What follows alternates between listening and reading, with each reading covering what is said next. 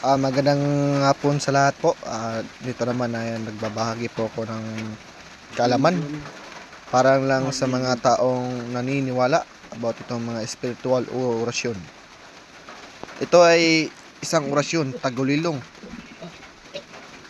Ito na may orasyon, tagulilong, silam. Yung taguliling po ay yung paghigmat mata sa mga inyong mga kalaban.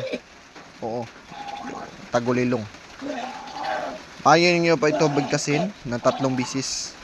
Orasyon tagulilong, paninside, niit, sibi, dorsio, tabiono, nubit, aleluya, aleluya. Aleluya. Yan. Pwede nyo yung magagamit yan para lang sa mga taong positibo at naniniwala sa mga itong klaseng spiritual. Orasyon tagulilong, usol lam, corpus mium, dugo og tubig sa gilid ni Hesus. Kristo tub sa ako og hugba hubga ako og taguon mo ako Hesus Maria Joseph Santo Subay Salvami.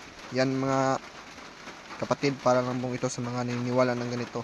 Para po ito sa mga pahingmata sa mga yung mga kalaban, sa mga may masasamang mga plano sa inyo, yung mga ganyan. So kapatid, maraming salamat. Paki-support niyo yung YouTube channel ko at magandang hapon sa lahat.